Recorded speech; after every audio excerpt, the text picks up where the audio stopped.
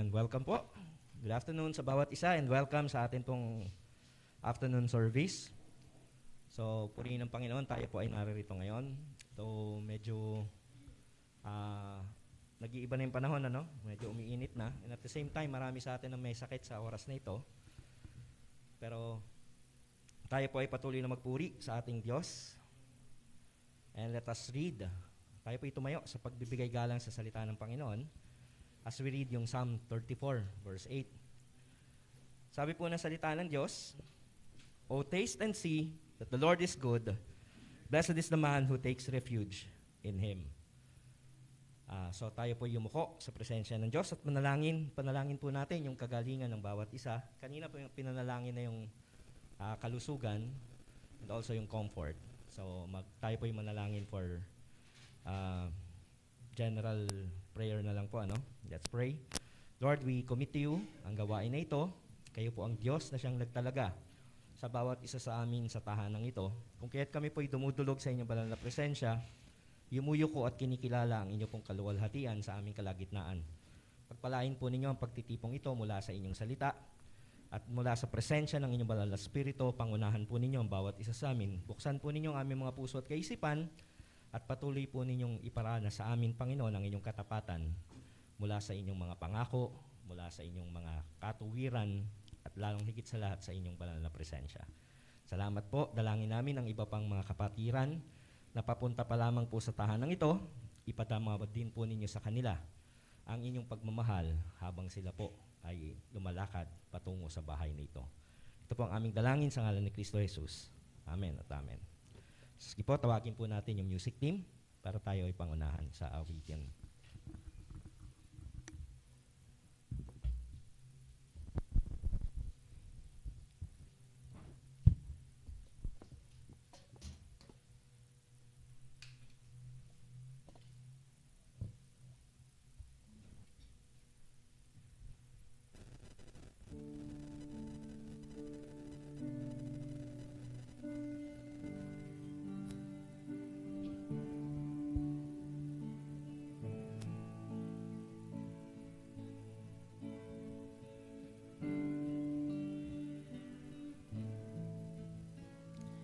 Be thou my vision, O Lord of my heart, not be all else to me, save that thou art. Thou my best thought by day and by night. Waking or sleeping, thy presence my light. Be thou my wisdom, and thou my true word. I ever with thee, and thou with me, Lord. Thou my great Father, I thy dear child. Thou in me dwelling, with thee reconciled. Riches I heed not, nor vain empty praise. Thou mine inheritance, now and always. Thou and thou only, first in my heart. High King of heaven, my treasure thou art. High King of heaven, my victory won.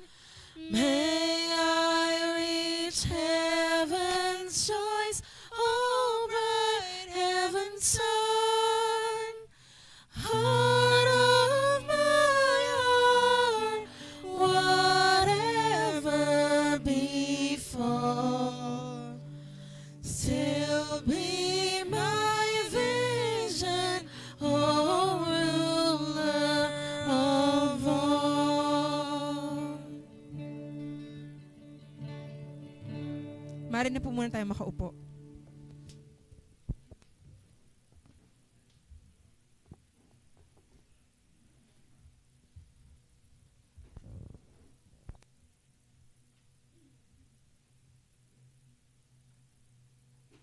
Yun. So we will read what the law says in Exodus 20. Ito po yung sinasabi ng salita ng Diyos, ng law of the Lord. You shall not have no other gods before me.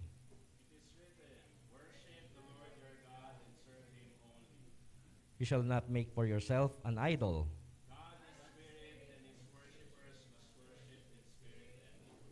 You shall not misuse the name of the Lord your God.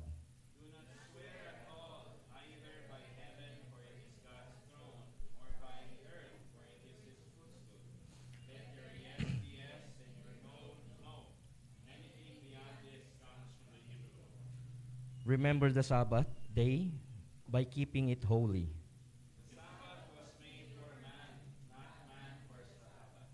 O- Honor your father and your mother.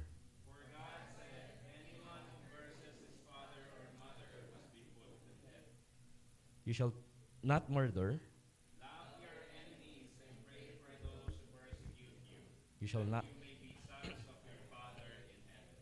You shall not commit adultery.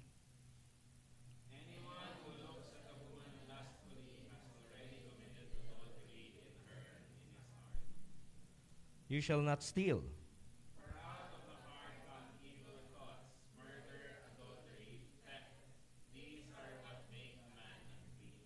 You shall not give false testimony.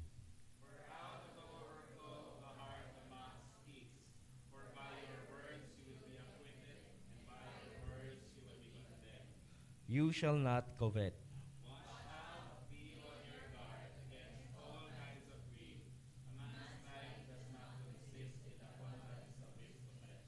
Blessed be the name of the Lord upon the reading of His Word.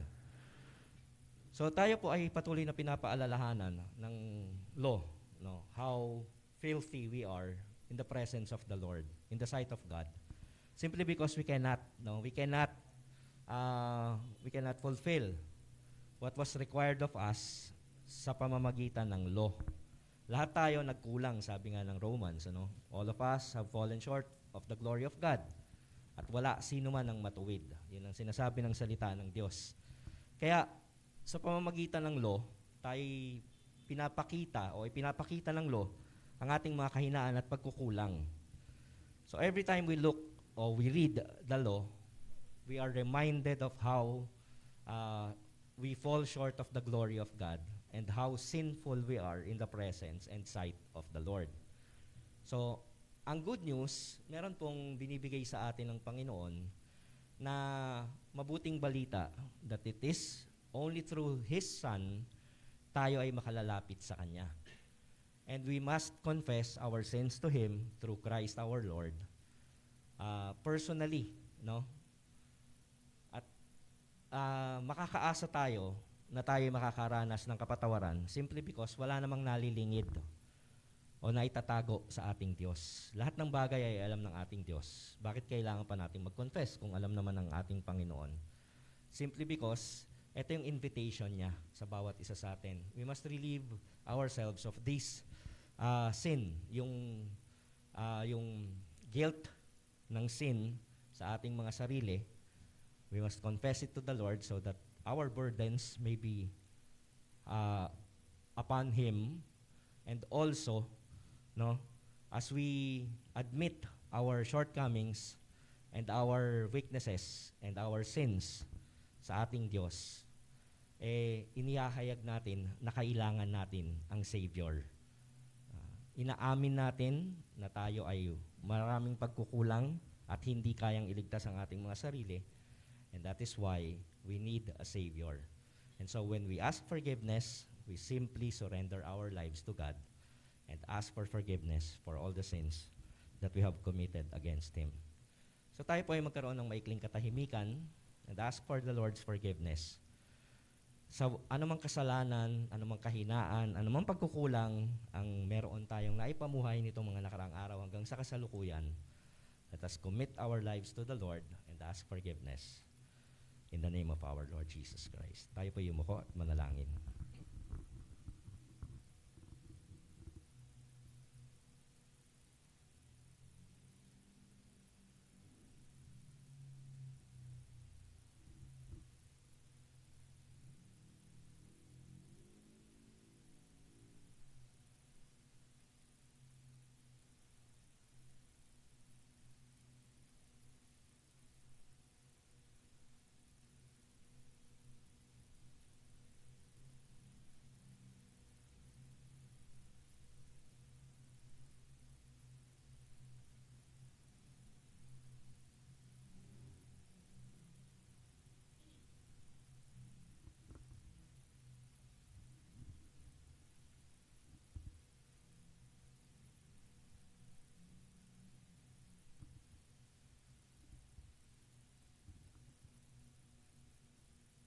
Sige, tayo po tumayo.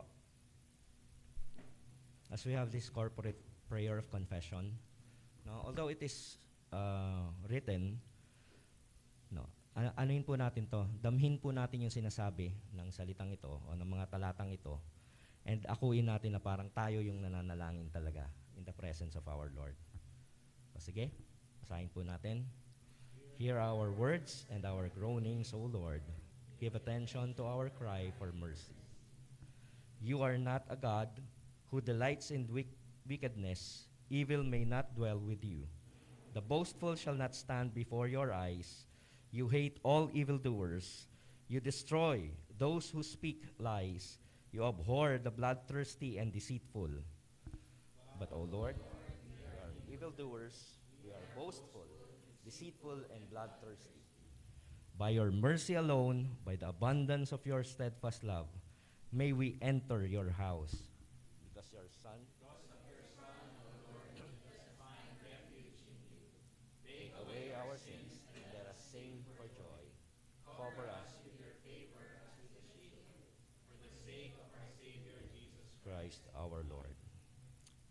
In Romans 8:15-17, we have been assured of the Word of God by yung salvation na kanyang pinangako, no, through Christ our Lord. Sabi ng Romans 8:15-17, for you did not receive the spirit of slavery to fall back into fear, but you have received the spirit of adoption as sons, by whom we cry, Abba, Father. The Spirit Himself bears witness with our spirit that we are children of God. And if children, then heirs. Heirs of God and fellow heirs with Christ, provided we suffer with Him in order that we may also be glorified with Him. Blessed be the name of the Lord upon the reading of His Word. Once again, tawagin po natin yung ating pong music team to lead us again in songs of praise.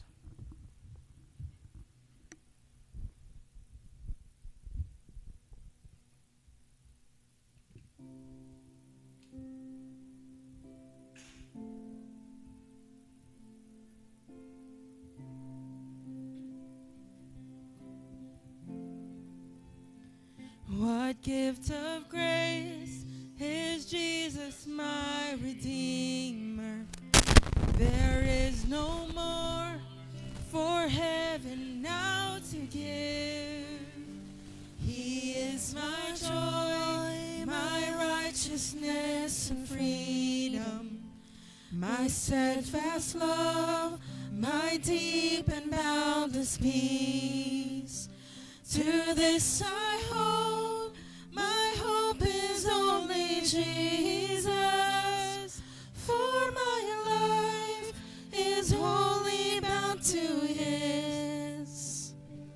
Oh, how how strange and divine. I can sing all is mine, yet not I, but through Christ in me.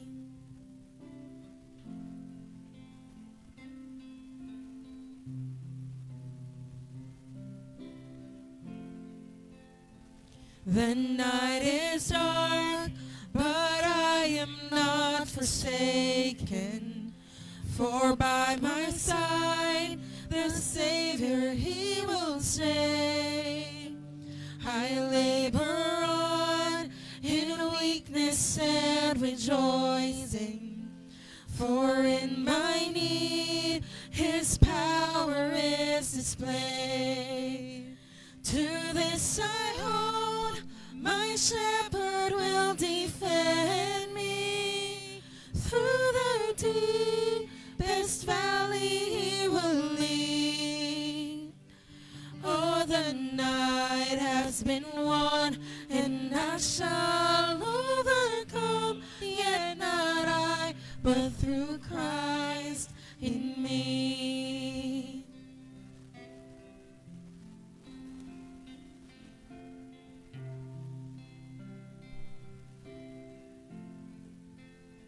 No fate I dread, I know I am forgiven.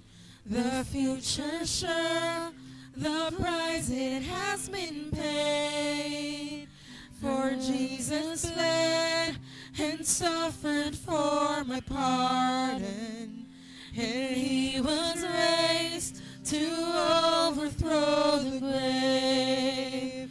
To this I hold, my sin has been defeated. Jesus now and never is my plea. Oh, the chains are released, I can sing, I am free, yet not I, but through Christ in me.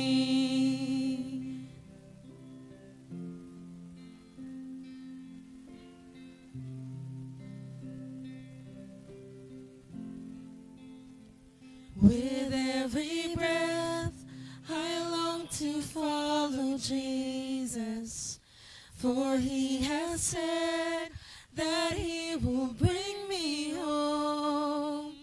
And day by day, I know He will renew me, until I stand with joy before the throne. To this I hold, my hope is only Jesus.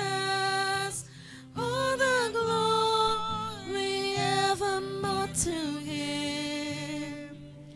When the race is complete, till my lips shall repeat, yet not I, but through Christ in me. To this I hold, my hope is only Jesus. All the glory evermore to Him. When the race is complete, till my lips shall repeat, yet not I, but through Christ in me. When the race is complete, till my lips shall repeat, yet not I, but through Christ in me. Yet not I, but through Christ in me. Yet not I, but through Christ in me.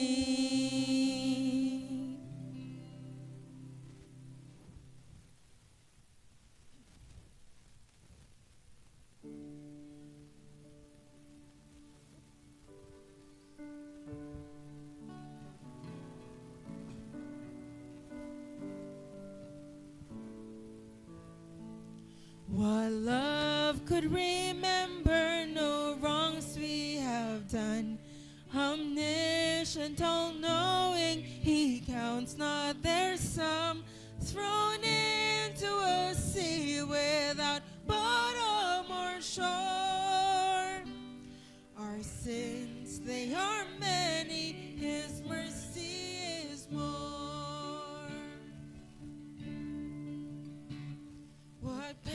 nations would wait as we constantly roam. What Father so tender is calling us home. He welcomes the weakest, the vilest, the poor. Our sins, they are many, His mercy is more. Praise the Lord, His mercy is more.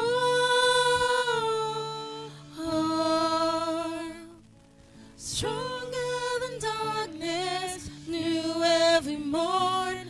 Our sins, they are many, His mercy is more. What riches of kindness He lavished on us. His blood was a payment, His life was a cost. We stood neath a debt we could never afford. Our sins, they are many, His mercy is more. Praise the Lord, His mercy is more. Stronger than darkness, new every morn. Our sins, they are many, His mercy is more. Praise the Lord, His mercy is more. Stronger than darkness, new every morn. Our sins, they are many, His mercy is more. Our sins, they are many, His mercy is more. Our sins, they are many, His mercy is more. Maaari po muna tayong maupo.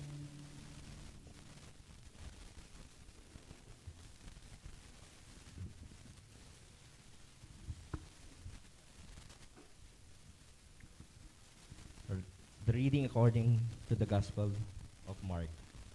In 15, verses 21 to 39, it says, And they compelled a passerby, Simon of Cyrene, who was coming in from the country, the father of Alexander and Rufus, to carry his cross.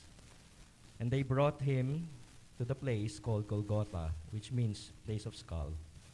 Verse 23, And they offered him wine mixed with myrrh, but he did not take it. And they crucified him and divided his garments among them, casting lots for them to decide what each should take. And it was the 3rd hour when they crucified him. And the inscription of the charge against him read, The King of the Jews. And with him they crucified 2 robbers, one on his right and one on his left.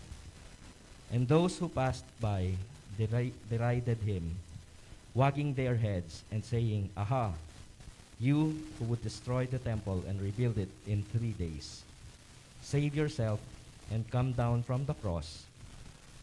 So also the chief priests with the scribes mocked him to one another, saying, He saved others, he cannot save himself. Let the Christ, the King of Israel, come down now from the cross, that we may see and believe. Those who were crucified with him also reviled him. And verse 33, And when the 6th hour had come, there was darkness over the whole land until the 9th hour.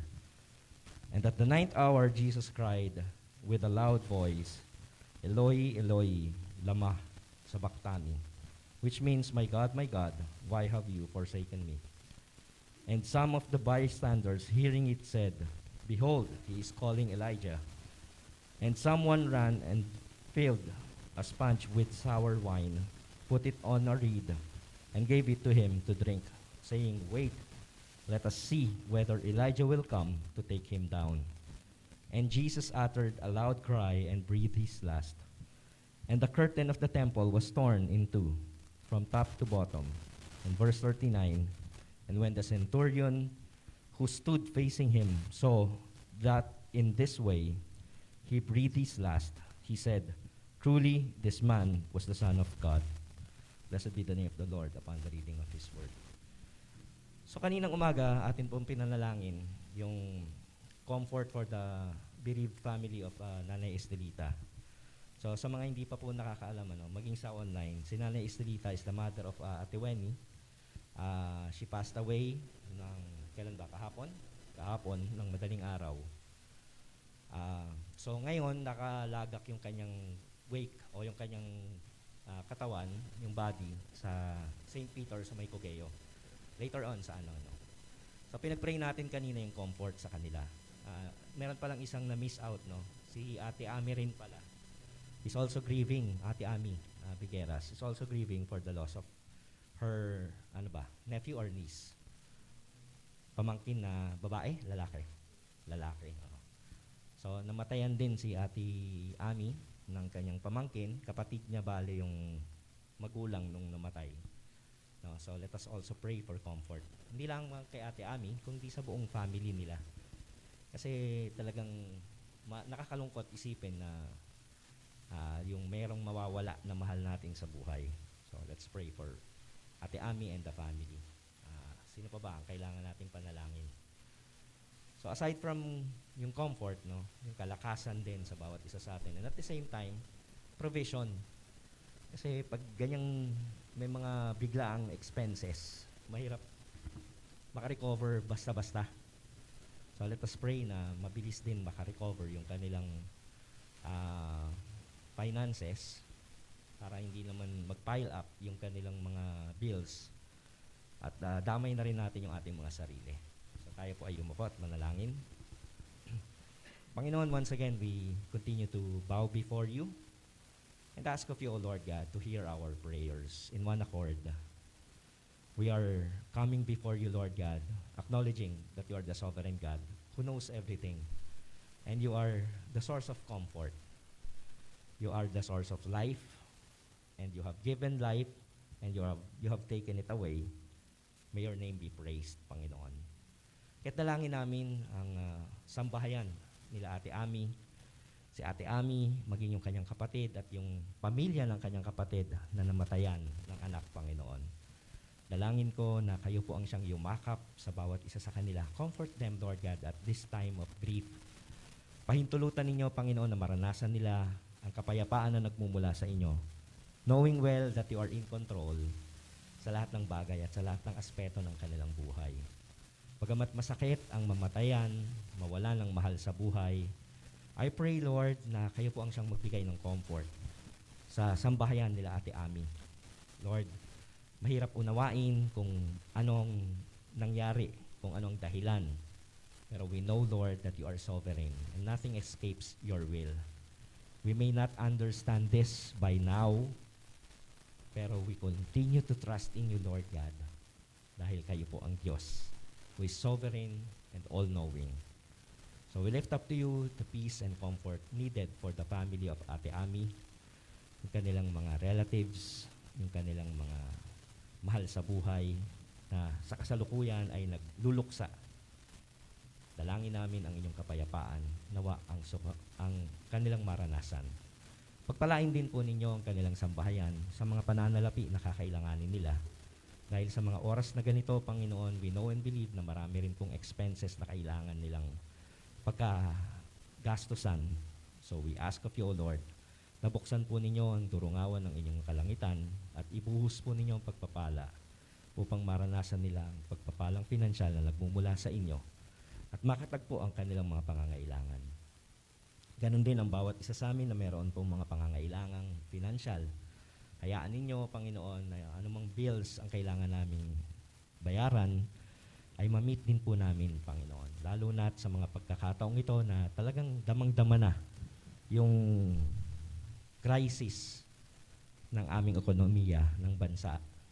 At dalangin namin, Panginoon, na pagpalain po ninyo ang aming bayan, ang aming bansa, at patuloy po kayo na mag-provide ng mga trabaho para sa aming mga kababayan upang makabawi ang aming ekonomiya, Panginoon. Bigyan niyo po yung kalakasan ang inyong mga hinirang upang magampanan po namin ang nais ninyong ipagawa sa bawat isa sa amin at maging yung regular na gawain namin araw-araw ay magampanan din po namin ng buong kalakasan at buong kagalakan. Itinatalaga po namin sa inyo ang panambahang ito na inyo pong pinagkaloob sa bawat isa sa amin. May it be, Lord, na maging channel of blessing ang bawat isa sa amin para sa isa't isa. Hayaan ninyo na sa pamamagitan ng inyong salita, kami po ay patuloy na magkaroon ng pag-asa dahil sa inyong katapatan. Salamat po, ito ang aming dalangin sa ngalan ni Kristo Jesus. Amen. Amen. Panalangin na rin po pala natin yung ating offering. Nakalimutan kong panalangin. So, tayo po ay magbabalik ng ikapu, acknowledging that everything belongs to the Lord. Tayo po ay mga lamang, yung stewards of the blessing of the Lord. No? Lahat ng ating nare-receive, it all comes from the Lord. Sabi nga ng Psalm 24, everything, all things belong to the Lord. No? Lahat ng yon ay nagmula sa Kanya. Kaya't marapat lamang na luwalhatiin natin siya at pasalamatan sa pamamagitan ng pagbabalik ng ating mga ikapu o ng ating mga offerings. So tayo po ay manalangin once again. Lord, we bow down before you and acknowledge that you are the source of everything, ng blessing, finances, peace, comfort, and strength. And so we lift up to you, Lord, whatever we can offer sa mga oras na ito para sa inyong gawain. Gamitin po ninyo para sa inyong kaluwalhatian ang mga pananalapi na inyo pong pinagkakaloob sa bawat isa sa amin na siyang amin pong ibabalik para sa inyong pagpapalago o pagpapalaganap ng inyong ebanghelyo, Panginoon. Pahintulutan ninyo, Panginoon, na ang bawat gagamitin ninyo na daluyan ng inyong pagpapala ay patuloy na maging instrumento ng inyong kaluwalhatian. At ganoon din, ang bawat isa na naririto ngayon na nagnanais din na one of these days ay makapagbalik din po ng kanilang ikapu, ay pagpalain din po ninyo, Panginoon. So Lord, use this money or these talents that you have given us, Lord, itong mga pananalapi na ito, para lamang po sa ikalalago ng inyong gawain, Lord. Ito po ang aming dalangin sa ngalan ni Kristo Jesus. Amen. Amen. So yung mga, sige po, dala na po natin sa harapan yung ating po mga offering and tithes. At yung mga nagnanais naman po na magbigay through electronic transfer or electronic tithing, andyan po sa screen, no, yung atin pong, yung aking pong number ng GCash at saka ng Maya. The same po yung number na yan, 0917-301-4314 sa GCash at maging sa Maya. So, ang reason po bakit natin sinasama yung sa offering yung GCash at yung Maya para po mas mabilis yung atin pong liquidation ng fund, para mas mabilis kung saan o yung magamit, mas mabilis na magamit natin yung pananalapi para sa pangangailangan ng panambahan ng Panginoon. At lahat naman po yan ay accounted for. No? So kung sino man nagnanais na magpadala through GCash or Maya, specify nyo lamang po kung anong purpose sa giving na ito. Be it sa tithing or sa offering or ano pa man, be it love gift, paki-specify lang naman po. No? Meron namang notes na nakalagay doon sa sa mga electronic transfer na yan. Pwede nyo ilagay yung note kung para saan yon. So yun lamang po. And also, later on, pagkatapos po ng ating gawain, actually nakaschedule po yung, dito muna tayo, si Ate Gabi. Yung atin pong weekly schedule. Hindi, yung weekly muna. Ayan. So weekly schedule natin, as we celebrate the Lord's Day, ito po yung schedule natin. We begin at 10 a.m. to 12 noon for our morning service. At ang atin pong tawag mo ito, series preaching is tapos na ang 1 Peter kaninang umaga. So ang susunod naman po is yung 2 Peter, no? Parang ba't ganon, Pastor? Nauna yung first bago yung second. Tama.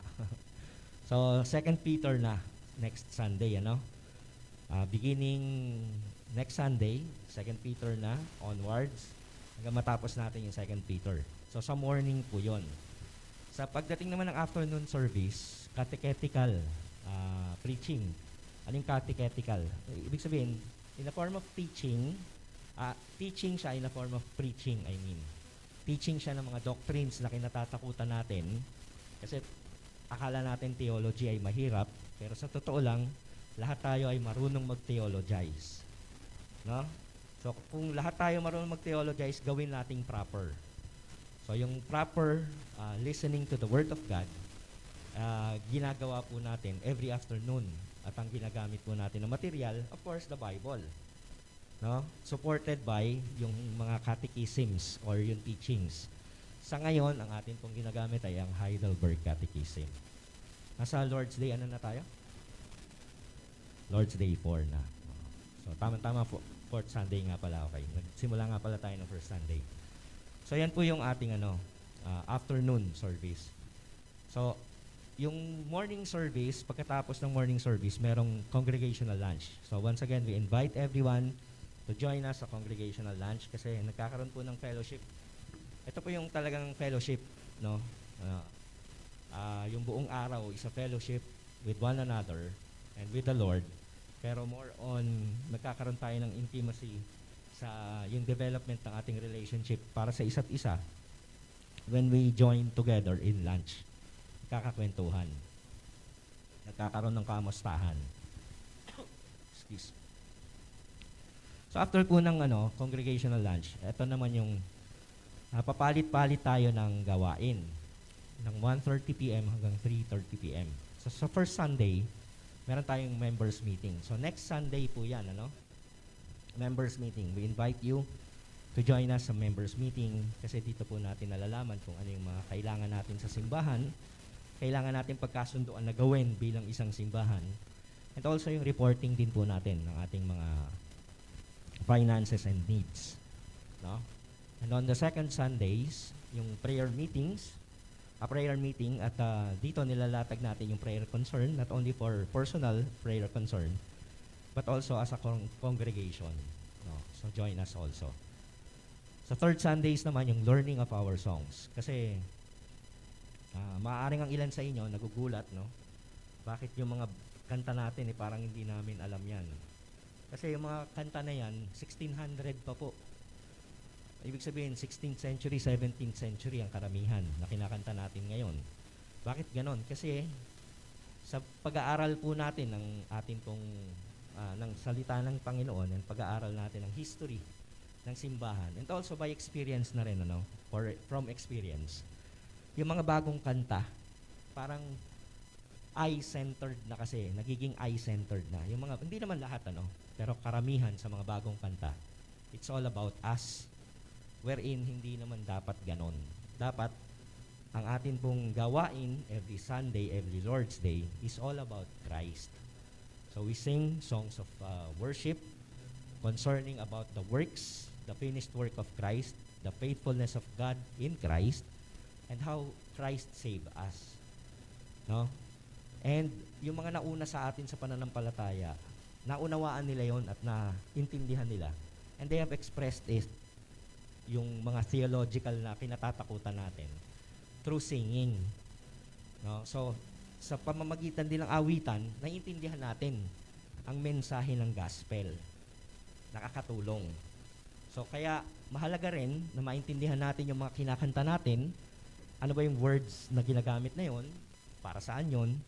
Yung historical background nun at kung paano makakatulong sa atin yon bilang mga mananampalataya.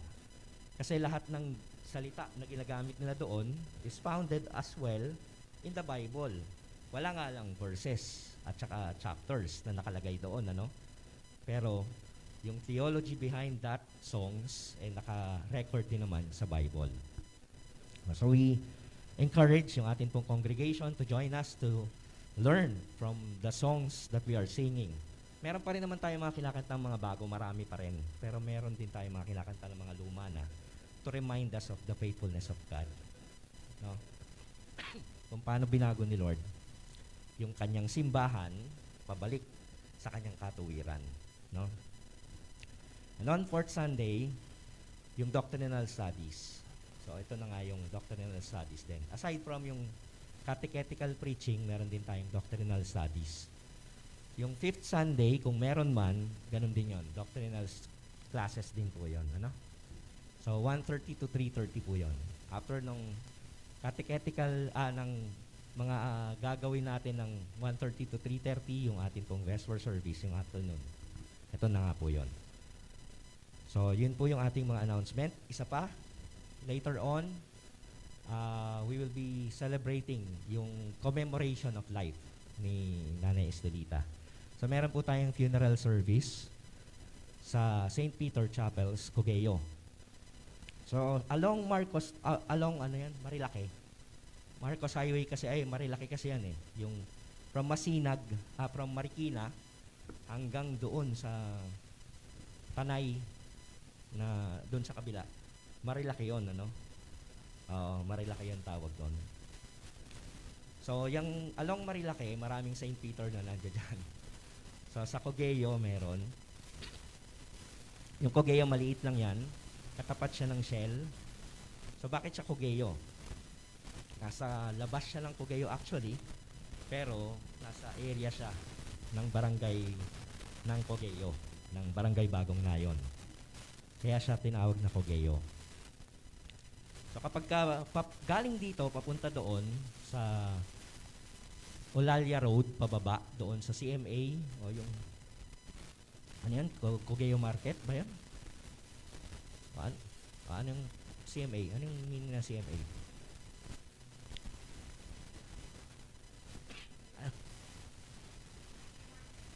City Market of Antipolo.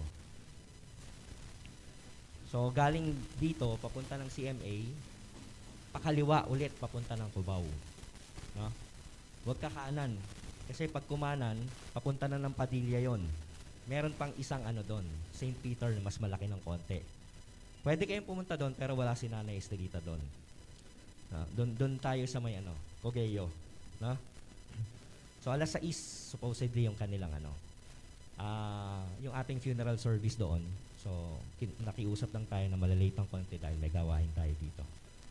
So, yun lamang po. Those who want to extend yung kanilang condolences and pakikiramay sa pamilya, pwede po kayong pumunta.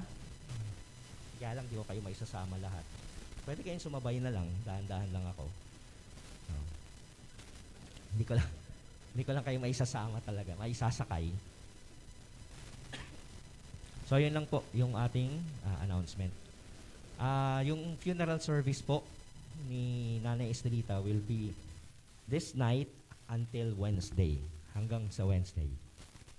So, araw-araw meron po tayong gawain doon. No? So, yun lamang po. So, basahin naman po natin yung Heidelberg Catechism, Lord's Day, number 4. And let us all stand sa pagbasa nito, no? So sa question 9, ito po yung tatakil natin ngayon, sabi rito. Ano yung question 9? But doesn't God do us an injustice by requiring in His law what we are unable to do? Ang sagot.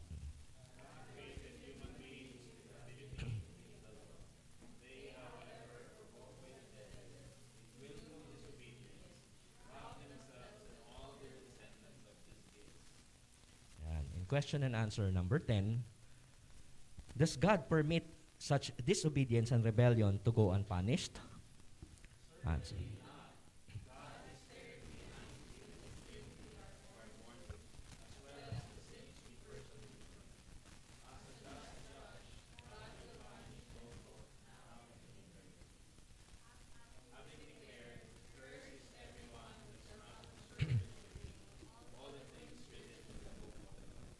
Question and answer 11. But isn't God also merciful? Answer.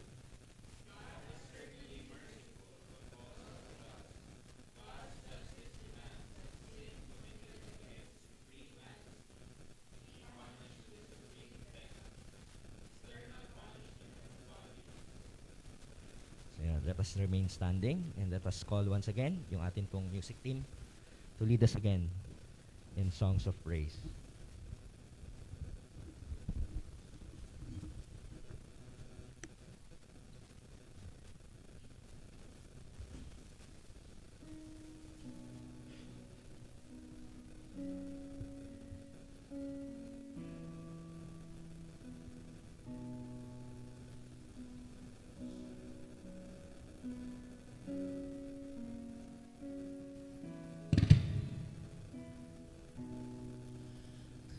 thou fount of every blessing, tune my heart to sing thy grace. Streams of mercy never ceasing, calls for songs of loudest praise. Here I raise my Ebenezer, hither by thy help I come, and I hope by thy good pleasure safely to arrive at home. Jesus sought me when a stranger, wandering from the fold of God. He to rescue me from danger interposed his precious blood. Oh, to grace, how great a debtor daily I'm constrained to be. Let that grace now, like a fetter, bind my wandering heart to thee. Prone to wander, Lord, I feel it. Prone to leave the God I love. Here's my heart, oh, take and seal it for thy courts Prone to above. wander. Prone to wander, Lord, I feel it. Prone to leave the God I love. Here's my heart, oh, take and seal it for thy courts above. Maaari po muna tayo makaupo.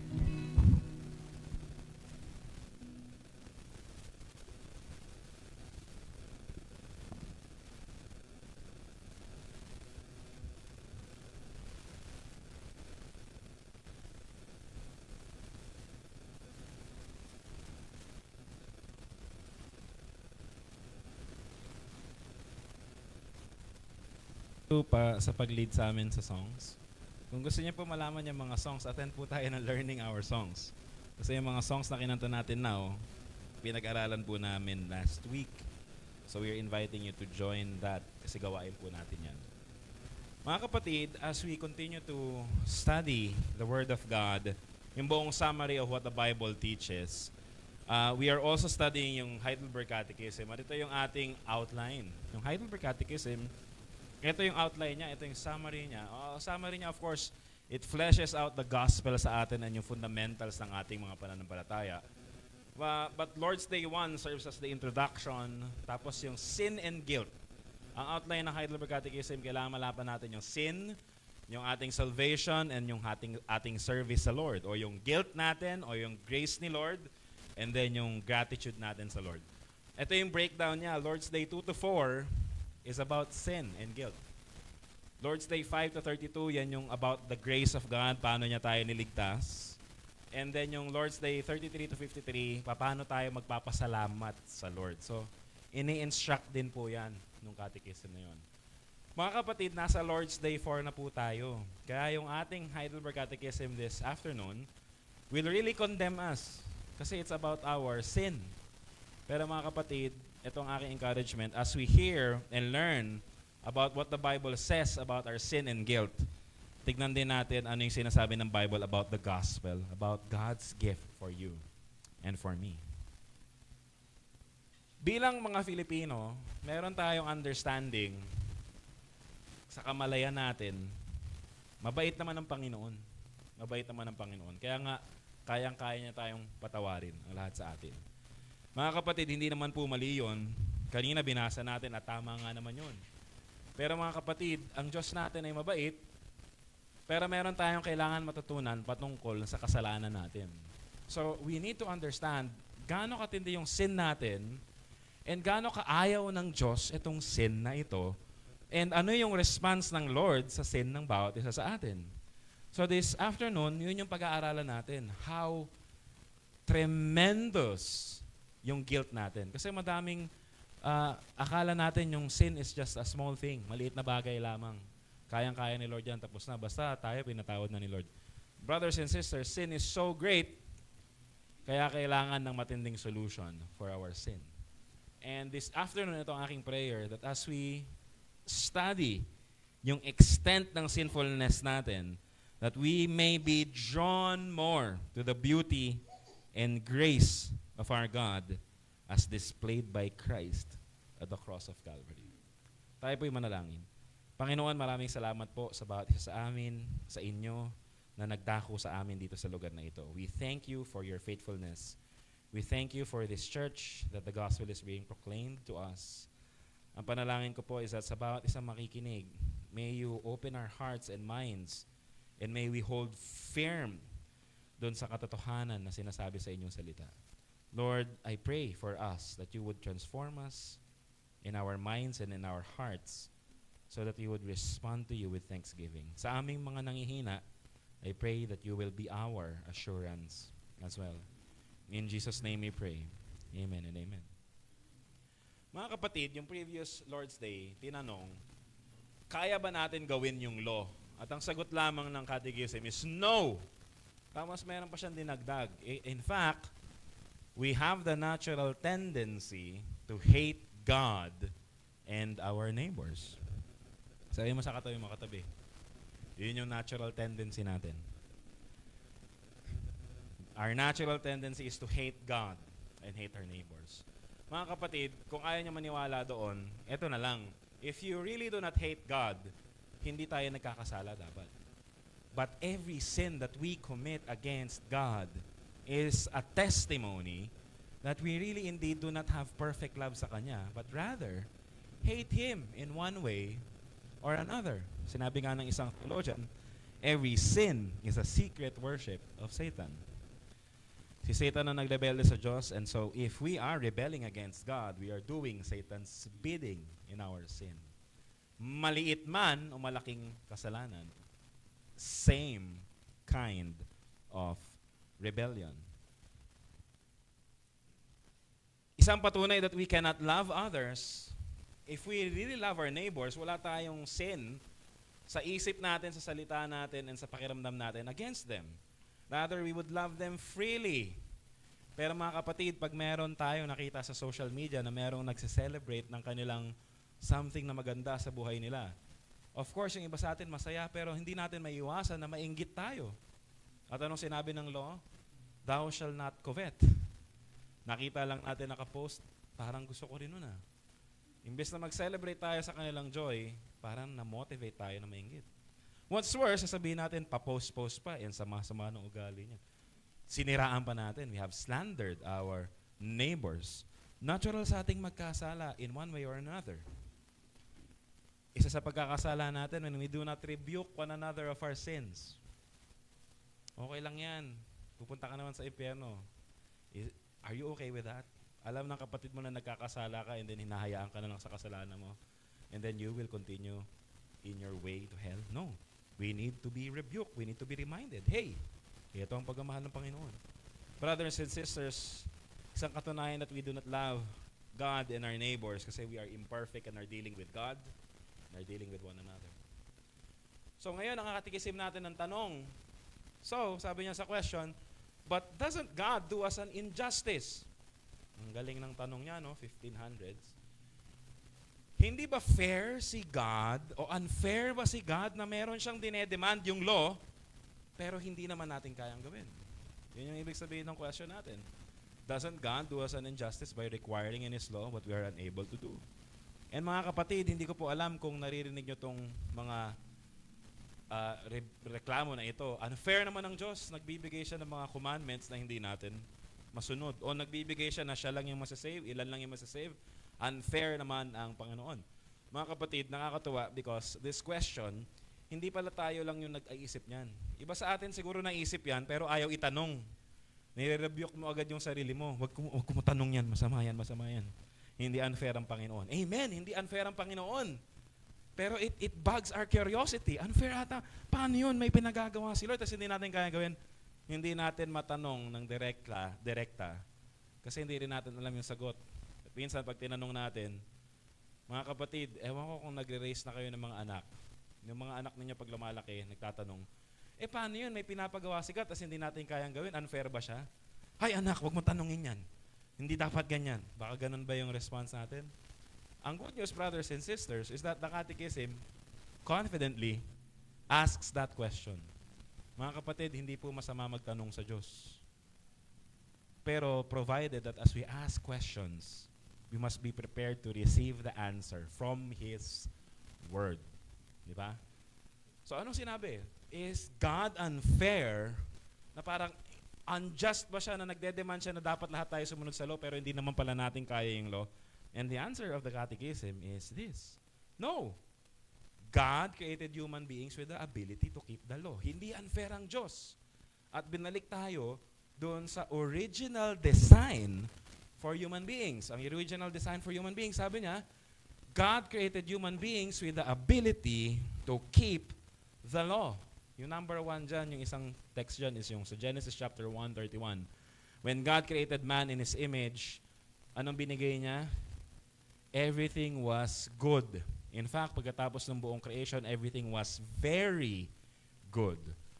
Man was created in His image, male and female. He was created in His image. And dahil created in His image, they are enabled to do what God wants them to do. Genesis chapter 1, before the fall. Hindi unfair ang Panginoon kasi sa design ng Diyos, as creatures, tayo ay dapat na susunod sa ating Creator. Naalala niyo yung distinction na yun? Ano nga ulit yung distinction na yun? Creator and creation o creature distinction. Tayo ay mga creation, tayo ay mga creature lamang ng Panginoon. Hindi tayo creator. So bilang proper understanding natin na tayo ay created beings lamang ng Creator, our lives should submit to the Creator. Kung anong dinedemand niya, wala tayong choice kung hindi to give an account to Him. Now, God being so good, He created man na able to keep the law. Si Adam and Eve, they are created with the ability to keep the law. Kaso mga kapatid, ano nangyari sa Genesis chapter 3? Siguro buksan natin ang mga Bibles natin. Genesis chapter 3. Ang Genesis ay unang book ng Bible, hindi po kayo mawawala dyan. Mahirap kapag ka Ezra. Saan ang Ezra? Bibilang pa tayo. Genesis chapter 3. Verse 1. Simulan ko po sa verse 1. Now the serpent was more crafty than any other beast of the field that the Lord God had made. And so magtatanong kayo, Pastor, bakit may serpent? Yung serpent na ba yan? Serpent ba talaga siya? Mga kapatid, sorry to say, pero sa doctrinal study po yan tinatanong. Hindi during sermon.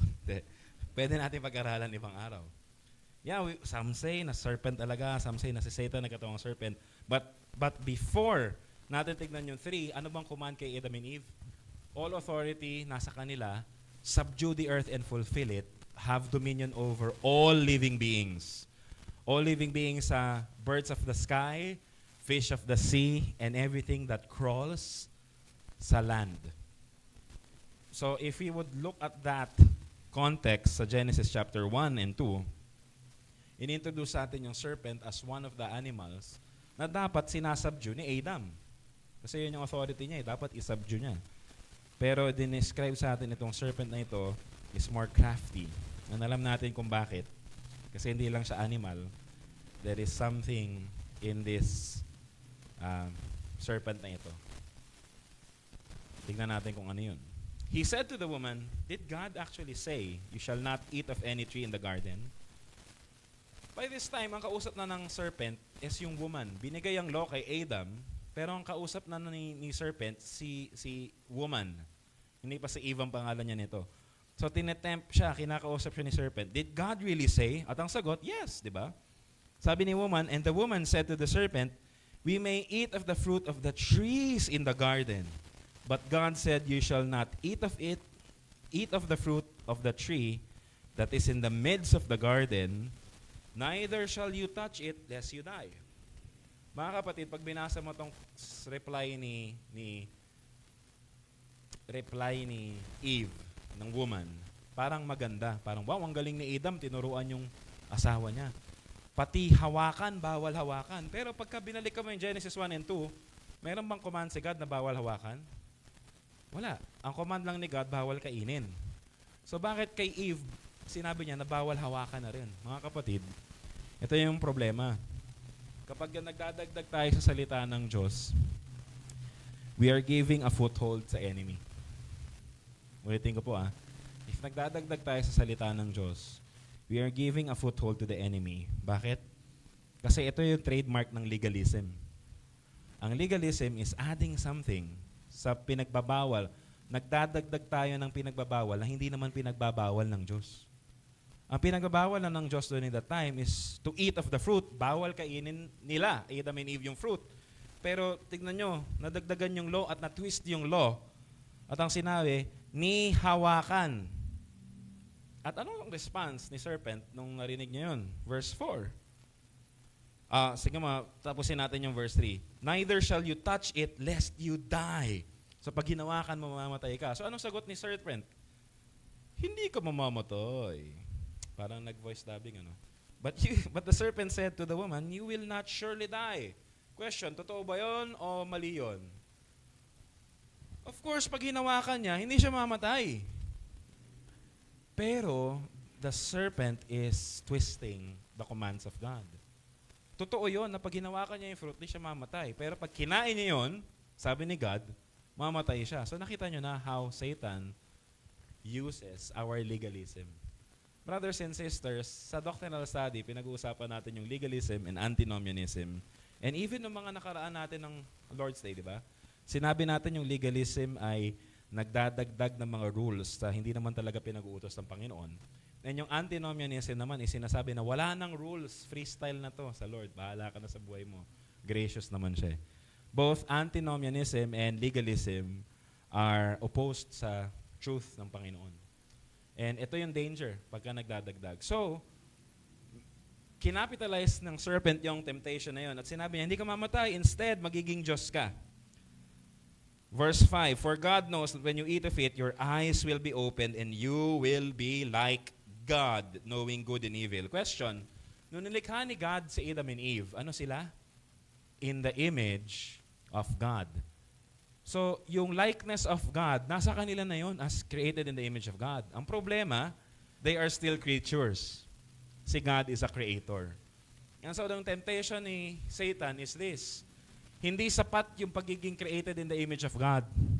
Kulang pa yan. Do not be contented with what God already gave you. You can have more. Mga kapatid, hindi ba ganyan din ang tukso sa atin ng kaaway?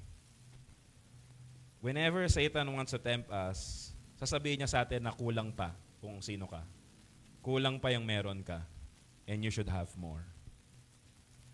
Brothers and sisters, discontentment robs us of the joy of just thanking God sa lahat ng bagay na binigay niyo sa atin. Mga kapatid, alam niyo kung anong nakakalungkot na effects ng discontentment? Hindi ka contented sa merong binibigay ang Panginoon sa inyo. And so you are willing to sacrifice the Lord's Day just to have more. More income, more opportunities, but at the forfeit of your soul. Balikan po natin yung passage natin. At anong naging response ni Eve nung narinig niya yung temptation ni Satan? Verse 6. So when the woman saw that the tree was good for food, and that it was a delight to the eyes, and that the tree was to be desired to make one wise, she took of its fruit and ate, and she also gave to some to her husband who was with her, and he ate. All the while, habang tinutokso si Eve, katabi niya si Adan. And brothers and sisters, ito is isang example. If the men in the household ay hindi paninindigan ang salita ng Diyos, we would watch Satan destroy our household kasi hindi natin pinanindigan yung salita ng Diyos. And so let us pray that men, godly men, will stand firm sa truth of the gospel and stand firm to lead their families with fear and trembling sa salita ng Diyos. Pero balikan natin mga kapatid. Anong nangyari nung anong nangyari nung response ni Eve? When you read Genesis chapter 1 to Genesis chapter 2, si God ang nagde-describe ng good and not good. Genesis chapter 1, He created the light, and it was good. And He created everything, it was very good. Genesis chapter 2, and God saw that it is not good for man to be alone. Hindi good na mag-isa si man. So all throughout Genesis chapter 1 and chapter 2, si God yung nagsasabi ng what is good and what is not good. Pero in Genesis chapter 3, tignan ninyo, verse 6, so when the woman saw that the tree was good for food. Sino nagsabi na good yun? Sabi nga ni God, bawal kainin yun. Eve determined na good yun. And so thus the sin. Mga kapatid, this points us to the reality of gaano katindi yung kasalanan. Ang kasalanan hindi siya maliit na bagay na ginagawa lang natin na nagkasala tayo sa Panginoon, nagkamali tayo, but sin takes the place of God. Sabi ni God, bawal, pero sabi natin, pwede. So sino mas magaling sa inyo ni God? Feeling mo ikaw. And that is sin. Yun yung tindi ng ating kasalanan. Inaagaw natin ang role ni God to determine what is good and what is not good. And so, ayaw ni God, hindi unfair si God by demanding us sa demands ng law. Kasi when He created Adam and Eve, they were created na may ability to keep the law. But rather than obeying the law and fulfilling what the law requires for them, ano ginawa nila? They have usurped God's authority. Inalis nila sa trono ang Diyos. Sila na ngayon ang magde-decide for themselves. And what happened? Eto na. Dahil hindi tayo creator, inangkin natin yung role ng creator. This is a rebellion against the holy, powerful, living God. And ito yung effects ng sin. Our willful disobedience, their willful disobedience against God. Hindi sila napilitan lang, tinukso sila ng Satanas. Sabi ng catechism natin, provoked by the devil, pero sino may kasalanan? Sila pa rin, Adam and Eve, kasi sila pa rin yung may willful disobedience. Hindi sila napilitan lang. Mga kapatid, ganun din yun. Pag-haharap tayo sa Panginoon, hindi mo pwede sabihin na, kasi yung Satanas tinukso ako. Hindi ba ganun yung nangyari sa kanila nung nahuli sila ng Panginoon pagharap nila? Anong sabi ni Adam? Adam, anong ginawa mo? Panginoon, yung woman kasi na binigay mo. Wow! Hindi niya sinisisi yung woman. Sino sinisisi niya? Ikaw, Lord, nagbigay ka kasi sa akin ng woman. Wow. At ang sabi ng woman, kasi yung serpent, Lord. Serpent, alam maturo. Blame shifting, yan ang cause ng sin. Pero brothers and sisters, ito ang reality sa Lord.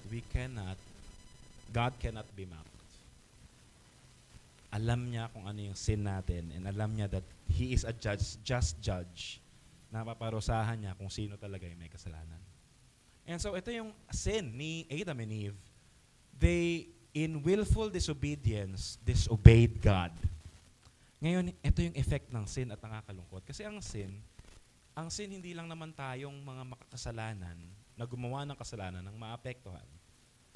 Yung mga tao sa paligid natin will be affected by our sin. Merong social aspect at meron talagang consequences yung sin natin. Hindi lang sa atin, but the people around us. In the case of Adam and Eve, ang cause ng sin, ang naapektuhan ng sin, tayong lahat ng descendants. Because Adam and Eve sinned against God, yung buong lahi ni Adam and Eve became corrupted, and all their descendants wala ng privilege to be with the Lord, and wala ng gifts of holiness and true righteousness before God. Kasi yung nature nila has been corrupted like any one of us. Last week, pinag-usapan natin yung like father, like son. And hindi na tayo like our God.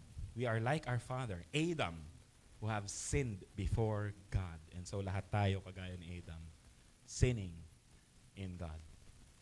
Sasabihin natin, mga kapatid, si Adam and Eve yun eh. Pag ako yan, iba yung gagawin ko pag nandun ako. Mga kapatid, kaya nga tayo nandito ngayon kasi alam natin that we are sinful and meron tayong ginawa sa life natin na hindi talaga natin pwedeng makalimutan, that we have sinned against God. But by God's goodness, tayo ay pinatawad niya at tinako niya dito so that we would learn more about His mercy and grace sa atin. Amen ba tayo doon? This talks about gaano katindi ang sin. Sin is not a small thing. Malaking bagay siya. At merong effect ito. At ang effect nito ay eternal. Bakit? Kasi nagkasala tayo sa eternal King natin. Ang kasalanan ay hindi yung dahil may tinatapakan tao tayo o wala. Hindi yun ang kasalanan. Ang kasalanan, nagkasala tayo at nagkaatraso tayo sa Diyos na lumikha sa atin. So mga kapatid, ang tanong, kung tayo ay may kasalanan sa Diyos, palulusutin lang ba tayo ng Panginoon? And mga kapatid, ito yung common na mistake nating mga born-again believers. Kasi alam natin na si Jesus Christ ay namatay para sa mga kasalanan natin. Amen ba tayo doon? Pero napupunta tayo sa shortcut. Yung kasalanan mo, hindi, mabait naman ng Panginoon, napatawad na yan ng Panginoon, okay na yung kasalanan mo. Pero brothers and sisters, kailangan muna nating intindihin yung bigat ng kasalanan natin para manamnam natin yung tindi ng kapatawaran na tinanggap natin kay Kristo Jesus. So, gaano katindi yung kasalanan natin? Tignan nyo, brothers and sisters, sa question and answer number 10. Does God permit such disobedience and rebellion to go unpunished? Yung rebellion ba ni Adam and Eve na nabasa natin, pwede bang palusutin na lang ng Panginoon yon? No. Dahil si God ay just, He will really punish sin. So brothers and sisters, meron tayong tinatawag na grace. Meron tayong tinatawag na mercy. At yung mercy at grace na yon ay hindi pinalusot. Yun, di ba ang Pilipino, meron akong book noon na binabasa nung sa college, sa Bible College, yung Filipino culture. So ano yung Filipino culture? Pwede mo daw i-reduce yung Filipino culture sa lusot. Lahat ng ginagawa natin bilang Filipino, yung negative lang naman, lusot. Kasi ang priority natin yung smooth sailing life. Yan yung life na walang kaaway, life na walang, yung tahimik na buhay at gusto ng lahat. Smooth sailing relationship with friends. And para magawa yon, nagre-result tayo sa lusot. Nagkasala, lulusot na lang ako next time. Mali, huwag mo na akong hulihin, palusutin mo na ako, sir. Pag nahuli ng traffic, ko naman, di mo ako pinalusot. And totoo nga, no? Mahilig tayo lumusot. But grace and mercy, hindi siya pinalusot. Grace and mercy is a gift from God, and mamaya makikita natin how deep that great love for us ni Lord.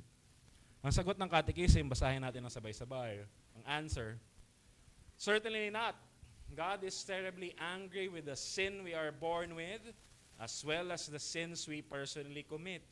As a just judge, God will punish them both now and in eternity, having declared, "Cursed is everyone who does not observe and obey all things written in the book of law." Mga kapatid, itong element na si God is just and angry at sin, parang hindi siya popular now kasi mas gusto natin, He's a God of mercy. And totoo naman, God of mercy siya. Mamaya makikita natin. Pero kailangan muna nating maintindihan, God is one and hindi siya made up of parts. So meron siyang justice at hindi hiwalay yung justice niya sa mercy niya at yung mercy niya hindi hiwalay sa love niya. Isa lang yung character ni God pero hindi sila magkalaban sa isa't isa. Nahirap intindihin yun. Pero what we can be sure of this is this. Hindi basta-basta yung binibigay sa akin ni Lord. And itong wrath niya, itong anger niya is consistent with His character na kailangan nating namnamin at basahin. Buksan natin yung mga Bibles natin sa Psalm 5. Kanina, nag-confess tayo ng sin before God. And that is from Psalm 5, yung confession of sin natin. Ginawa lang siyang alternate reading, responsive reading, pero it's a confession based on Psalm 5. So, sa Psalm 5, Psalm 5, verses 5 and 6. Teka.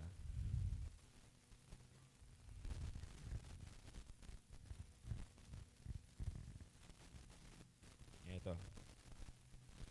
Psalm 5, verses 5 and 6. Sige, sabihin na natin sa verse 4. For you are not a God who delights in wickedness. Evil may not dwell with you. The boastful shall not stand before your eyes. You hate all evil doers. You destroy who speak lies. The Lord abhors the bloodthirsty and deceitful man. Mga kapatid, banggitin ko yung mga ayaw ng Panginoon dito ha. You are not a God who delights in wickedness. He does not delight. Evil may not dwell. Boastful shall not stand before your eyes. You hate evildoers. So galit si Lord sa evildoers. You destroy those who speak lies. The Lord abhors the bloodthirsty and deceitful man. So brothers and sisters, God in His holiness hates sin. Galit ang Panginoon sa kasalanan. Kailangan po natin tanggapin muna ito, that He is a holy God at hindi niya pinalalusot ang kasalanan and He hates sin. Kung mabalikan po natin yung sermon sa I think Lord's Day 2, yung Romans, lahat to inangkla ni Apostle Paul sa Psalms, pero sabi niya, etong Psalms na to, etong evil man na ito, ikaw yun. Hindi ikaw yung righteous na nagpe-pray ng Psalms. Ikaw yung pinatutungkulan ng Psalm na you are the evil one. You are the one guilty before the Lord. And brothers and sisters, as we look at the law and alam natin how we have violated God's law, we are the evildoers. And we deserve God's just judgment sa atin. At tignan niyo yung judgment ng Panginoon. Ang judgment ng Panginoon hindi lang in the future. Ang judgment ng Panginoon for sinners ay kailan? Now and in eternity. How can God judge now? Brothers and sisters, maari sa atin ng iba, tinitignan natin yung judgment ng Panginoon, ay may blessing ako, ay wala akong blessing. Mga kapatid, hindi yun yung judgment ng Panginoon. Alam mo yung judgment ng Panginoon? Living a life outside of the presence of God. Alam niyo kung paano dinescribe yung hell? There will be weeping and gnashing of teeth. Nakakita na ba kayo ng taong nagwi-weep at nagnanash ng teeth? Ano yung nagnanash ng teeth? Gumaganon? Bakit siya umiiyak na gumaganon? Anong emotion meron yun? Hindi lang nalulungkot, nang gagalaiti sa galit. And that is such the life of outside of Christ. That in this earth, mararanasan mo yung life that you are crying and gnashing your teeth in anger simply because the Lord is punishing you for your sin. At hindi lang yun, meron pang eternal condemnation na darating. And so, brothers and sisters, let me point you, this is what we deserve. Ito yung dapat na meron sa ating against sa holiness ng Lord. This is what we deserve. Based on the Lord's character, we are cursed. Because curse is the one who does not observe and obey all the things written in the book of law. Hindi natin nasunod yung law, we are cursed, and this is what we deserve. His anger, His consuming power, and judgment. Pero mga kapatid, gusto kong tanongin sa inyo, yung ba'y natanggap natin? And the answer is no. Natanggap natin yung grace and yung mercy ng Panginoon. Why? Dahil pinili natin ng Panginoon? No. Because of His grace and mercy that we do not deserve. Tuloy natin yung catechism natin before we read yung Galatians chapter 3 verse 10 to 14.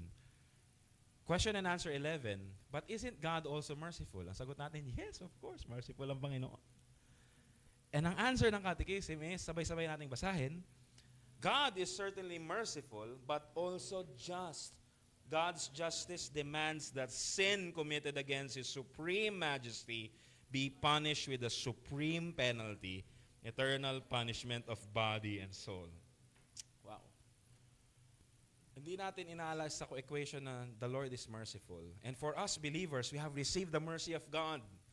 Pero mga kapatid, bago natin ma-appreciate ang mercy ni God, tignan muna natin yung justice requirement o yung what the law requires of us and what justice should look like sa atin. Because we have sinned against His supreme majesty, ano daw yung consequence?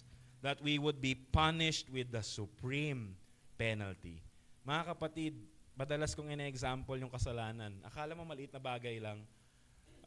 Meron kang kaklase, nung bata ka, binato mo ng eraser. Anong gagawin sa'yo ng kaklase mo? Baka batuhin ka rin ng eraser. Magtatawanan kayo. O susumbong ka sa teacher. Paano kapag kayong eraser, binato mo yung teacher? Anong gagawin sa'yo ng teacher? Papatawag yung magulang mo, di ba? At kakausapin ka. Malupit ka pa, binato mo yung principal. So, ano mangyayari sa'yo? Same sin, pagbato ng eraser. Pero yung penalty mo will depend kung kanina mo ito ginawa. Tama ba? And so, kala mo maliit na bagay yung sin, but every sin is done against the supreme majesty of God. And therefore, ano mangyayari? Yun yung kailangan nating bayaran. If we have sinned against His supreme majesty, nararapat lang that we would be punished supremely. Our penalty should be supreme. At eternal punishment of the body and the soul. Bakit body and the soul, mga kapatid? Kasi nilikha niya si Adam and Eve. Nilikha niya si Adam with a body and a soul. Meron siyang material body and meron siyang immaterial soul, mind, spirit, kasama doon. And so that must suffer also. Wow. Praise be to God, we did not receive this punishment. Praise be to God, we have received this mercy and grace. Pero let me ask you this question, kasi ito yung katapusan ng ating catechism now. Paano tayo naka-receive ng mercy and grace ng Panginoon? How did we receive it? Brothers and sisters, tingnan natin sa Galatians chapter 3, 10 to 14. Of course, we will be talking more about this sa mga susunod na catechism natin. And magiging paulit-ulit yung catechism natin when it turns to the gospel. But this is something that we need to appreciate. Kanina binasa natin yung Mark and it talks about the crucifixion. If you would ask the question, anong itsura ng supreme penalty ng Panginoon? We should look at the cross. Kasi at the cross, Jesus Christ embraced the supreme penalty for you at inako niya yun sa kanyang sarili. He suffered bodily and in His soul. Eternal ba? Hindi naman eternal, pero He does not deserve even to suffer. Pero He suffered for you and for me, and that's more than enough. Galatians chapter 3, verse 10 to 14. For all who rely on the works of the law are under a curse, for it is written, Cursed be everyone who does not abide by all things written in the book of the law and do them. Alam natin, tayo yun. Now it is evident that no one is justified before God by the law. So yung law, we cannot achieve yung righteousness natin on our own. For the righteous shall live by faith. But the law is not of faith, rather the one who does them shall live by them. And verse 13, Christ redeemed us from the curse of the law by becoming a curse for us. For it is written, Cursed is everyone who is hanged on the tree, so that in Christ Jesus the blessing of Abraham might come to the Gentiles, so that we might receive the promised Spirit through faith. Apostle Paul is mentioning here na yung righteousness natin hindi dahil makakagawa tayo na mabuti dahil sinusunod natin yung law. Some of us would think na okay, makasalanan tayo, so anong gagawin natin? Babawi lang tayo sa Lord. Pero no. Ang judgment ng Panginoon nandun na sa atin and wala tayong magagawa to escape that judgment. Kahit anong mabuting gawin mo in this world. You cannot save yourself. Pero brothers and sisters, this is where the gospel is really, really encouraging for you and for me. Dahil tayo dapat yung cursed because we have disobeyed the law. But Jesus Christ became the curse for you and for me. What we have willingly disobeyed God, kung gaano tayo ka nag-willingly disobeyed God, Christ has so willingly went to the cross and became the curse for you and for me, so that we will not suffer the consequences of our sins. Brothers and sisters, ito yung gospel. Jesus Christ was tormented for you and for me, so that we who are in Christ will no longer be tormented anymore. At ito yung encouragement ko sa bawat isa sa atin, brothers and sisters. Tignan natin yung text, mga kapatid, ha? Saan ba pinako si Christ? Sa cross. Pero bakit sa tree, sinasabi nila? Because they are appropriating it. The New Testament writers are appropriating it. At ina-appropriate nila yon. Kasi sa tree naman talaga yung cross galing, pero ina-appropriate nila yon theologically. Kasi ito yung demand ng law. Cursed is anyone who is hanged on the tree. Jesus Christ was crucified on the cross, symbolizing that He is cursed for you and for me. Pero hindi lang yun, mga kapatid. Ano ba yung nawala kay Adam and Eve nung sila'y nawala sa Garden of Eden? Nawalan sila ng access sa tree of life. Nagkasala sila, kinain nila yung fruit of the knowledge of tree of good and evil, pero nawalan sila ng access sa tree of life. And brothers and sisters, in Christ, He became the tree of life for you and for me, that whoever believes in Christ will have eternal life at hindi cursed. What a Savior ang meron tayo. So brothers and sisters, kanina binasa natin yung cross ng Calvary, yung sacrifice ni Christ. Mga kapatid, let us look at the cross reminds us of our being accursed. Pero the cross also reminds us of the mercy of God. Na dapat ako yung magsasuffer doon. Pero siya na yung nagsuffer for my sake. Because of Christ, I am no longer cursed because He took the curse for me. Ibig sabihin ba nito, mga kapatid, lahat ng tao ay wala nang under the curse of God? By no means. Hindi natin alam. If you are still living apart from Christ, if you are living apart from Christ, ang logical conclusion lang nito sa Word of God is this: the curse still rests on you. But if you belong to Christ, if you come to Christ, once the Son sets you free, you are free indeed. Kasi siya yung nagbayad ng curse for you. And so, brothers and sisters, let me ask this question. What bothers you in your Christian life? Jesus paid it all, and Jesus died for you. Para anong gagawin natin? Para ba tayo maglingkod ka agad? Kasi ganun yung response. Itong ginawa ni Christ, anong gagawin mo? Okay na yan, alam ko na yan. Sige, intay ko na lang siya. No. The reason why we are studying this catechism at itong bigat ng language ng curse ng sin for us is so that we will wonder and rejoice and enjoy the goodness and the mercy of God na binigay niya sa atin in Christ. And so, brothers and sisters, let me encourage you. You are not alone and you are not cursed in Christ because Christ died for you. At itong panawagan niya that He is calling us to Himself. Come to Him, all you are weary and heavily laden, and He alone can give us rest. At hanggang kailan natin pagpapatuloy yung ating pagpapa-rejoicing in His name? As we continue to hear the gospel and His word hanggang sa muli niyang pagbabalik. Alam na ba natin to noon pa? Parang, pero ngayon mas malalim. And ito yung ating task as Christians. To know more and more of God's grace and His mercy for those who come to Christ for help. Tayo po yung manalangin. Panginoong Diyos na makapangyarihan, forgive us, Lord God, if we have trusted ourselves na akala namin na kaya naming bayaran yung mga kasalanan namin. Patawarin niyo kami, Lord God, kung sinasabi namin sa mga sarili namin, babawi na lang kami sa inyo next time. Without knowing the gravity of sin and yung itindi ng consequences na meron kami.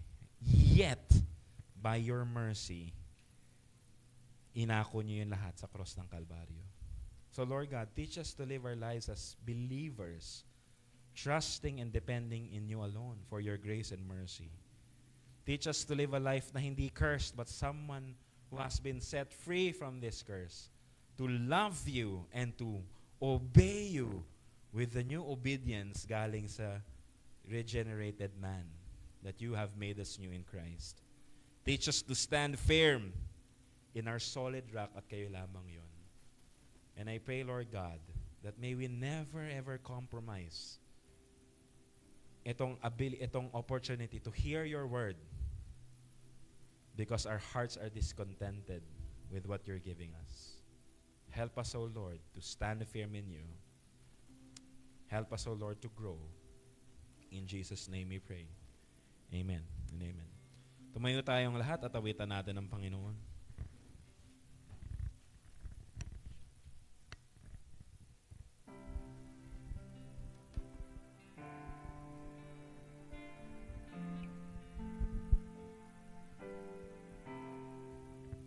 My hope is built on nothing less than Jesus' blood and righteousness.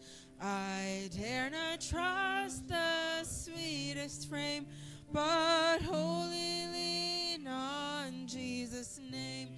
On Christ the solid rock I stand, all other ground is sinking sand. All other ground is sinking sand.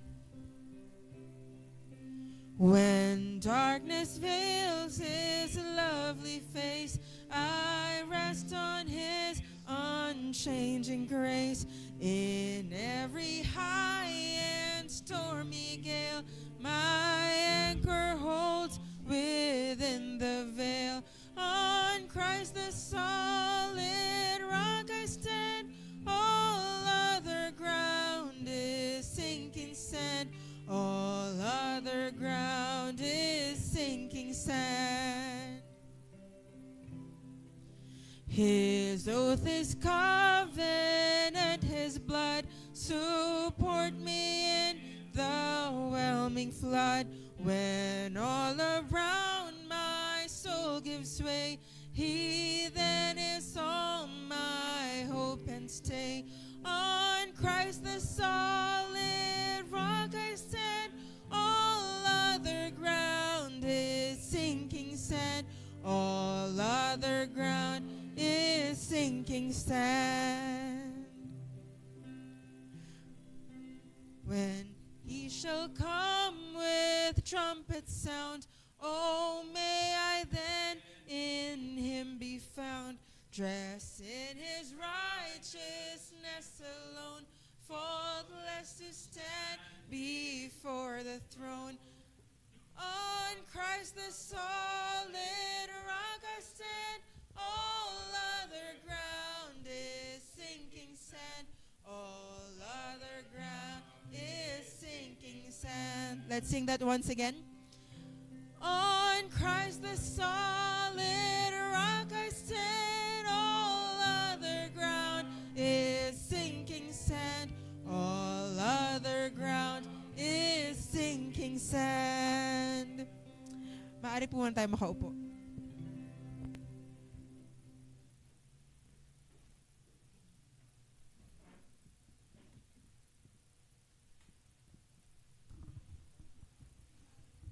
Glory to God.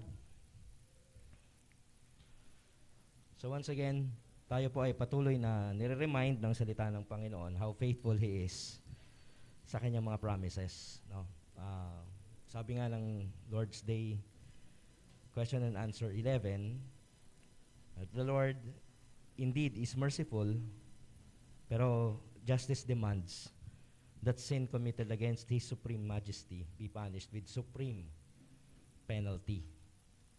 And our Lord Jesus Christ has received that supreme penalty. Kaya sa araw na ito, once again, we have been reminded ng pagmamahal ng Diyos na binigay niya sa bawat isa sa atin, and that we can have yung reconciliation with God through the works of the Lord Jesus Christ. Hindi lamang sa salita, kung hindi maging sa malinaw at maliwanag na tanda na kanyang iniwan sa bawat isa sa atin. So as we commemorate the death of our Lord Jesus Christ, at habang tinatanggap natin o habang tayo ay nakikiisa sa banal na hapunan or sa Lord's Supper, alalahanin po natin na ang pangako ng Diyos ay kanyang tinutupad, hindi lamang sa salita, kung hindi higit sa lahat sa gawa. At nagiiwan siya ng malinaw at maliwanag na tanda. So hilingin ko po yung ating mga pastors to distribute itong mga elemento na ito na sumisimbolo ng katawan at dugo ng ating Panginoong Hesukristo.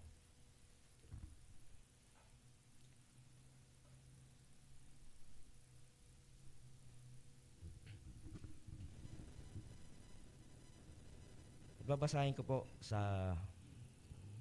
1 Corinthians chapter 11 sa wikang Ingles. Sabi po ng salita ng Diyos, "For I received from the Lord what I also delivered to you, that the Lord Jesus, on the night when he was betrayed, took bread, and when he had given thanks, he broke it and said, 'This is my body, which is for you. Do this in remembrance of me.' In the same way also, he took the cup after supper, saying, 'This cup is the new covenant in my blood. Do this as often as you drink it in remembrance of me. For as often as you eat this bread and drink the cup, you proclaim the Lord's death until he comes. Whoever therefore eats the bread or drinks the cup of the Lord in an unworthy manner will be guilty concerning the body and blood of the Lord. Let a person examine himself then, and so eat of the bread and drink of the cup. For anyone who eats and drinks without discerning the body eats and drinks judgment on himself." So ito pong banal na hapunan, or the Lord's Supper as we call it, no, ay isang malinaw na pagpapaalala sa atin ng Diyos ng kanyang katapatan sa pamamagitan ng kanyang bugtong na anak na si Jesucristo. Kaya nga ang offer sa atin ng ating Panginoon, sabi niya, sa pamamagitan ng mga tinapay na ito, no, sa pagkain ninyo ng tinapay na ito, alalahanin ninyo na inalay ko ang aking katawan para sa inyong kaligtasan. In the same manner, ganun din ang kanyang sinasabi. Sa pag-inom ninyo ng katas ng ubas na ito, this wine, alalahanin ninyo na nabuhos ang aking dugo, ang Panginoon ang nagsasalita, no? Na nabuhos ang aking dugo sa paglilinis ng inyong mga kasalanan. So ito po yung malinaw at physical na tanda that we are receiving the finished works of Christ on the cross of Calvary. And also, hindi lamang yung finished work niya, kung hindi lahat ng benepisyo, no? The joy that comes with it, the reconciliation with God that comes through Christ, and also yung freedom for us to join Him in whatever He wants us to do, no? For His glory.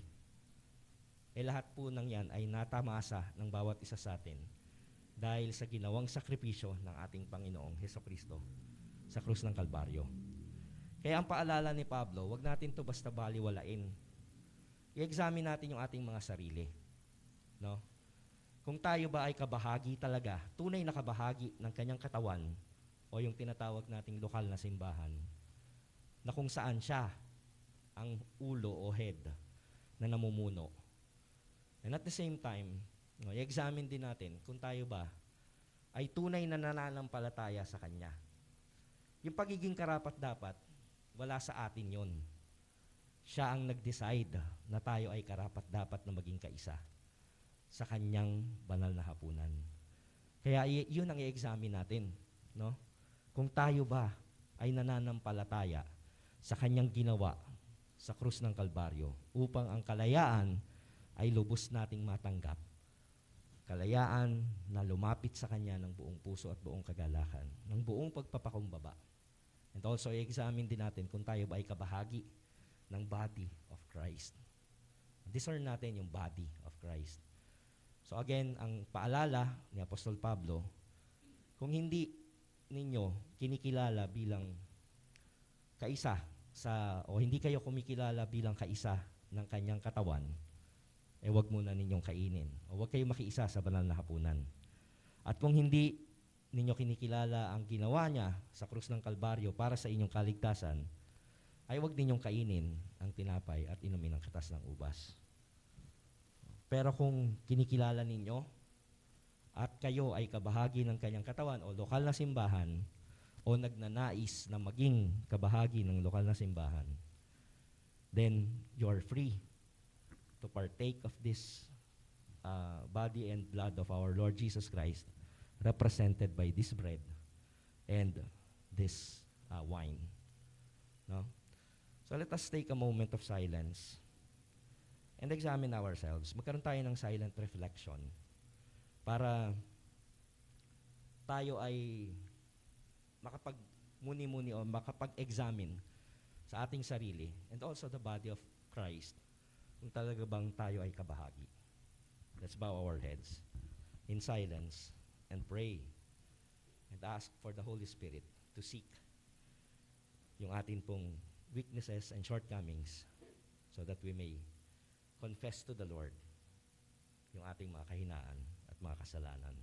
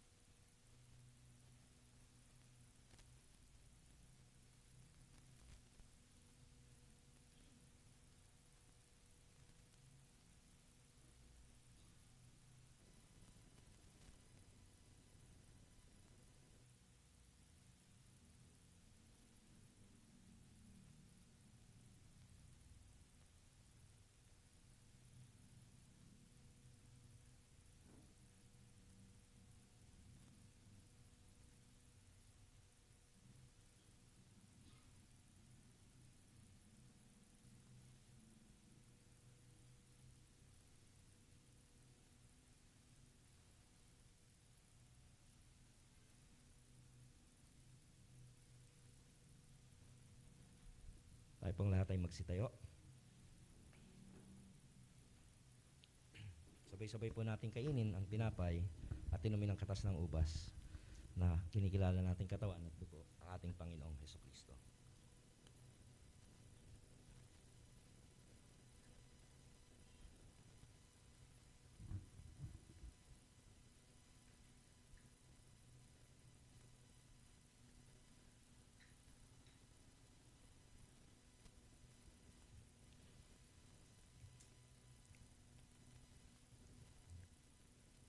Father God, we thank you for your unfailing love, which you have shown through the works of your Son, Jesus Christ. Lord, truly, we are not worthy of this love, and yet you have given it to us, Lord God, so that we may enjoy what you have created us to be. God, from whom all blessings flow, praise him, all creatures here below. Praise him above ye heavenly host. Praise Father, Son, and Holy Ghost. Amen. The Lord bless you and keep you. The Lord make his face shine upon you and be gracious to you. The Lord lift up his countenance upon